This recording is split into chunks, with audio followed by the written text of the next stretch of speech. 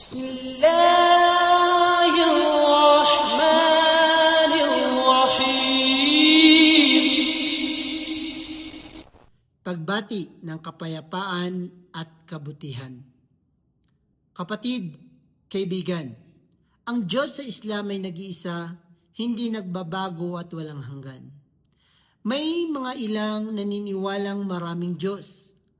Ngunit kung mayroong dalawa o higit pang Diyos, paano magkakaroon ng katahimikan ng mundo? Hindi ba't magkakagulo ang mundo? Magkakagulo ang kalikasan? Halimbawa, ang isang Diyos ay nais niyang sumikat ang araw, ngunit ang isa naman ay hindi pa niya nais na ito ay sumikat. Hindi ba magkakagulo ang kalikasan at ang mundo?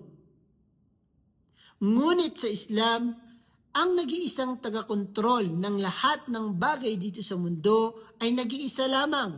Siya si Allah, ang nag-iisang tagapaglikha, ang nag-iisang Diyos na dapat sambahin ng sanlibutan. Kapatid, kaibigan, kapag iyong nakilala ang nag-iisang Diyos, ay hindi mo na itatali ang iyong sarili sa anumang ribulto, tao o ano paman. Dahil malakas ang iyong loob at mayroon kang kapayapaan sa iyong loob na ang nag-iisang tagapaglikha ang siyang taga-kontrol ng lahat ng bagay dito sa mundo.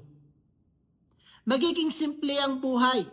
Sasambahin mo ang nag-iisang Diyos, ang nag-iisang tagapaglikha, susundin mo ang kanyang mga kautusan at mamahalin mo ang iyong kapwa dahil sa kanya. Tanungin mo ang iyong sarili, sino nga ba ang iyong sinasamba sa iyong araw-araw na pamumuhay? Siya ba ang tunay na lumikha ng lahat ng bagay dito sa mundo?